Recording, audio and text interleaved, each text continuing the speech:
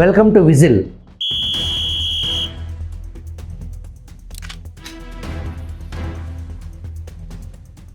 Seven door delivery సంచలన సంఘటన ఒకసారి డీప్గా విజిల్ చేద్దాం. ఆ రోజు రాజమహేంద్రవరం సెంట్రల్ జైలు బయట చాలా హడావుడిగా ఉంది. వందల సంఖ్యలో అక్కడ పోగైన వారు బస్తాల పూలతో నిరీక్షిస్తున్నారు. కాసేపటికి వారి నిరీక్షణ ఫలించింది. జైలు నుంచి బయటకు వచ్చిన తమ నాయకుడికి వారు బ్రహ్మాండమైన రీతిలో స్వాగతం పలికారు. దారి పొడవునా పూలవాన కురిపిస్తూ ఊరేగింపుగా కారులో తీసుకెళ్లారు. గజమాలలతో సత్కరించారు. సత్కార గ్రహీత కూడా పోయినంత పొడవునా చేతులు ఊపుతూ అభివాదం చేస్తూ అనుచరుల ఆనందంలో పాలు పంచుకున్నారు. 2022 డిసెంబర్ 14వ తేదీన జైలు నుంచి విడుదలైన ఆ వ్యక్తి పేరు అనంతబాబు. ఒక దళితుడిని చచ్చే వరకు చావబాది అనంతరం ఆ శవాన్ని తానే స్వయంగా డోర్ డెలివరీ చేసిన ఘనుడు. వైసీపీ ఎమ్మెల్సీ కూడా అయిన ఈ అనంతబాబు బెయిలుపై విడుదలైనప్పుడు అనుచరుల నుంచి, పార్టీ కార్యకర్తల నుంచి లభించిన సత్కారం ఇది. అనంత సత్య ఉదయ భాస్కర్ ఎలియాస్ అనంతబాబు. ఆయన దగ్గర కారు డ్రైవర్గా పనిచేసిన 26 ఏళ్ల వీధి సుబ్రహ్మణ్యం ఒక దళితుడు. 2022 మే నెల 19వ తేదీ రాత్రి అనంతబాబు కబురు చేసి సుబ్రహ్మణ్యంను తన దగ్గరకు పిలిపించుకున్నాడు. తెల్లవారుజామున తన కారులో సుబ్రహ్మణ్యం శవాన్ని అతని ఇంటికే తీసుకెళ్ళి యాక్సిడెంట్లో చనిపోయాడని చెప్పి వెళ్ళిపోయాడు. సుబ్రహ్మణ్యం శరీరంపై 32 తీవ్ర గాయాలున్నాయి. శరీరం లోపల కూడా గాయాలు ఉన్నట్లు పోస్టుమార్టంలో బయటపడింది.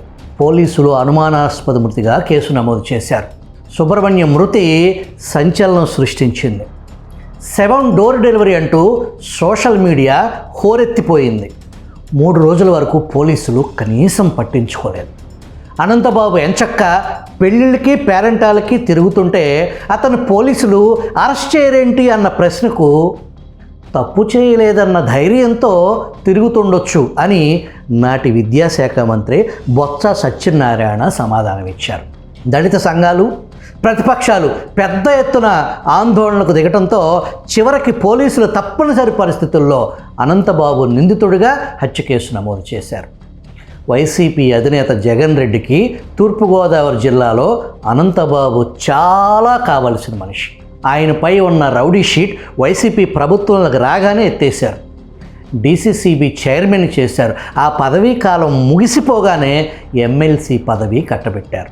తూర్పుగోదావరి ఏజెన్సీ ప్రాంతంలో అనంతబాబుకున్న ఘనత అంత ఇంత కాదు. ఎంత ఘనత లేకపోతే ఆయనపై రౌడీ షీట్ తెరుస్తారు? అంత ఘనుడు కాబట్టే జగన్మోహన్ రెడ్డి అనంతబాబును హక్కును చేర్చుకున్నారు. అనంతబాబు తండ్రి అనంత చక్రారావు ఏజెన్సీని చెరపట్టిన వాడిగా పేరుగాంచిన వ్యక్తి. 1986లో నక్సలైట్లు అతన్ని కాల్చి చంపారు. ఆ తండ్రి వారసుడైన అనంతబాబు క్రిమినల్ రికార్డ్ మంచి మసాలా సినిమాలో విలన్లను గుర్తుకు తెస్తుంది. కలప, గంజాయి, రంగురాళ్ళు ఇలా ఒకటేమిటి, ఎందులో చూసినా అనంతబాబు ప్రమేయం లేకుండా ఏజెన్సీలో ఏదీ కదలదని ప్రతీతి. ఏ ఆడదాని మీదైనా అనంతబాబు కన్ను పడితే ఇక అంతే సంగతి అని చెప్పుకుంటారు. జగన్ రెడ్డి దృష్టిలో అనంతబాబు హీరో. అతన్ని అరెస్ట్ చేసిన తర్వాత నాటి కాకినాడ ఎస్పీ రవీంద్రనాథ్ బాబు మీడియా ముందుకు వచ్చి చక్కటి కథ చెప్పారు. సుబ్రహ్మణ్యం ఎక్కడో కూర్చుని మద్యం సేవిస్తుంటే అనంతబాబు వెళ్ళి కారు ఎక్కించుకున్నారంట. తనకు ఇవ్వాల్సిన 20,000 రూపాయల బాకీ గురించి అడిగారంట. మద్యం మానేస్తే మళ్ళీ డ్రైవర్గా తీసుకుంటానని చెప్పారట. మందు మానమన్న దగ్గర సుబ్రహ్మణ్యం ఎదురు తిరిగాటంట. దాంతో అనంతబాబు అతన్ని ఒక దెబ్బ ఇలా కొట్టాడంట. అదాటుగా తగిలిన దెబ్బకు సుబ్రహ్మణ్యం కింద పడటంతో తలకు గాయమై చనిపోయాడంట. దానిని యాక్సిడెంట్గా చిత్రీకరించాలని నిర్ణయించిన అనంతబాబు కర్రతో సుబ్రహ్మణ్యం శవాన్ని కొట్టాడట. సుబ్రహ్మణ్యం హత్య కేసులో ఎస్పీ రవీంద్రనాథ్ సాగించిన దర్యాప్తు అన్న పదానికే సిగ్గుచేటు. అనుమానాస్పద మృతిని 3 రోజుల తర్వాత హత్య కేసుగా మార్చిన ఎస్పీ అనంతబాబు కులం కాపును అరెస్ట్ మెమోలో కొండకాపుగా పేర్కొన్నారు. కొండకాపు అంటే ఎస్టీ కిందకు వస్తుంది. చనిపోయిన వ్యక్తి దళితుడు కాబట్టి ఎస్సీ ఎస్టీ అత్యాచారాల నిరోధక చట్టం కింద కూడా కేసు పెట్టవలసి వస్తుంది కాబట్టి దాని నుంచి అనంతబాబును రక్షించే ప్రయత్నం చేశారన్నమాట. ఎస్టీ రిజర్వ్ నియోజకవర్గమైన రంపచోడవరంలో పోటీకి గతంలో అనంతబాబు నామినేషన్ వేసినప్పుడు అతను ఎస్టీ కాదంటూ ఆ నామినేషన్ తిరస్కరించారు. ఈ హత్య కేసు సందర్భంగా అనంతబాబు కాపు కులానికే చెందినవాడని ఎంఆర్ఓ ధృవీకరించడంతో పోలీసులు కుట్ర ఫలించలేదు. కాకినాడ ఎస్పీ అల్లిన కథ ప్రకారం చూసిన సుబ్రహ్మణ్యం హత్య తదినంతర పరిణామాలు ఒక్కడి వల్ల అయ్యే పనులు కావు. సుబ్రహ్మణ్యం హత్యలో ఇంకెవరో ప్రమేయం ఉందన్న దిశగా దర్యాప్తు జరగనే లేదు. హత్యలో అనంతబాబు భార్య ప్రమేయంపై దర్యాప్తు జరగాలని నాడు దళిత సంఘాలు డిమాండ్ చేశాయి. సీసీటీవీ ఫుటేజ్ ప్రకారం హత్య జరిగిన రాత్రి 1 గంటకు అనంతబాబు ఆయన భార్య కారు దిగి ఇంట్లోకి వెళ్ళారు. తర్వాత అనంతబాబు ఒక్కడే బయటికి వచ్చి కారులో సుబ్రహ్మణ్యం ఇంటికి వెళ్ళారు.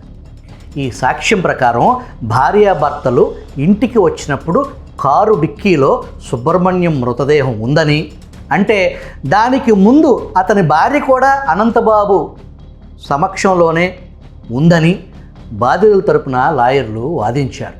అయితే పోలీసులు అనంతబాబు భార్య జోలికే వెళ్ళలేదు. అసలు ఇంతవరకు సుబ్రహ్మణ్యాన్ని అనంతబాబు ఎందుకు హత్య చేయించింది తేల్చనే లేదు. అంటే మోటివ్ ఎస్టాబ్లిష్మెంట్ జరగలేదన్నమాట.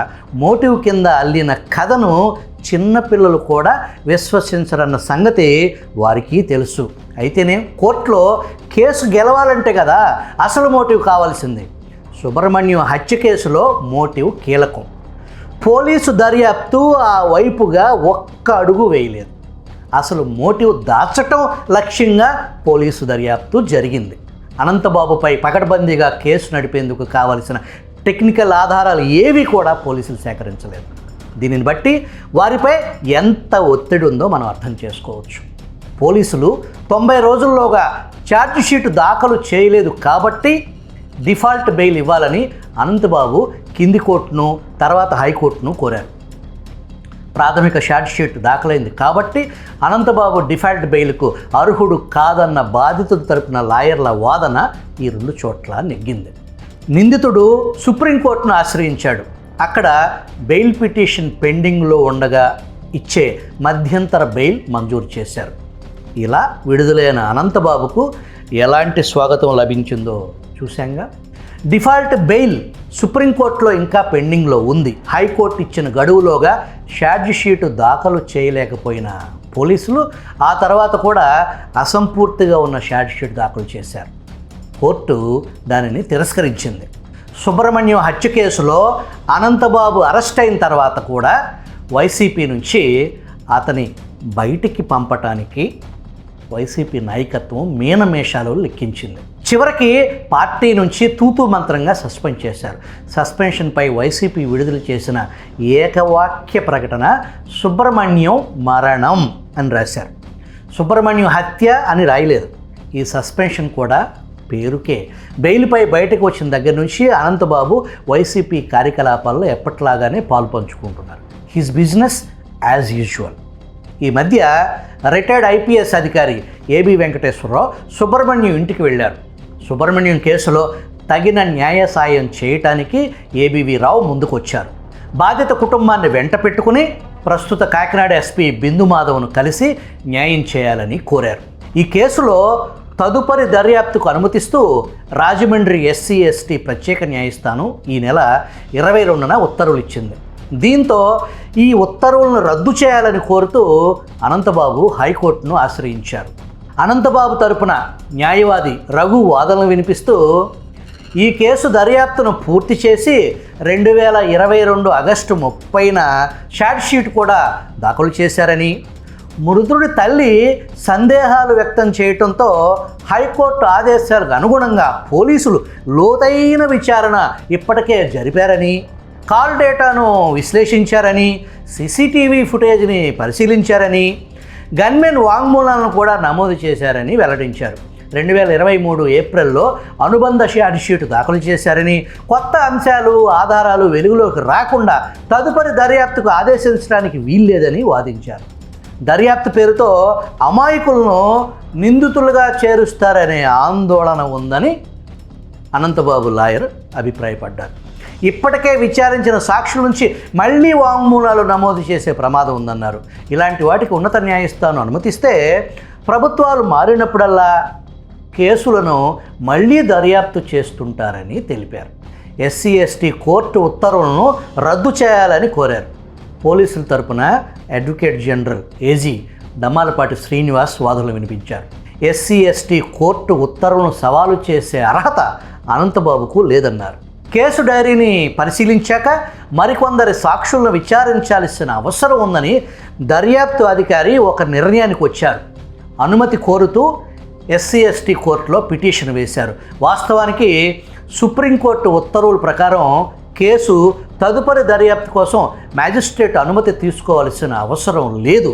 అయితే కేసును ప్రొఫెషనల్గా విచారించాలనే ఉద్దేశంతోనే తదుపరి దర్యాప్తుకు అనుమతి కోరుతూ ఐఓ పిటిషన్ వేశారు. అన్ని అంశాలు పరిశీలించాకే ట్రయల్ కోర్టు ఉత్తర్వులు ఇచ్చింది. ఈ దశలో నిందితుడి వాదనలు వినాల్సిన అవసరం లేదని దమ్మాలపాటి వాదించారు.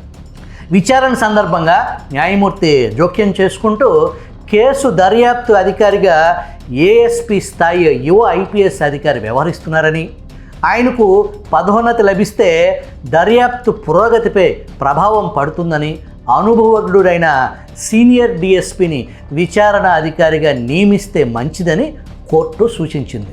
కోర్టు సూచనలను ప్రభుత్వం సానుకూలంగా పరిశీలిస్తుందని ఏజీ దమ్మాలపాటి కోర్టుకు తెలియజేశారు. ఒరిజినల్ సీసీటీవీ ఫుటేజ్ ఏమైంది? డ్రైవర్ సుబ్రహ్మణ్యంతో అనంతబాబు అతని భార్య బీచ్ ఒడ్డున ఎందుకున్నారు? సుబ్రహ్మణ్యం ఒంటిపై బీచ్ శాండ్ ఎందుకుంది?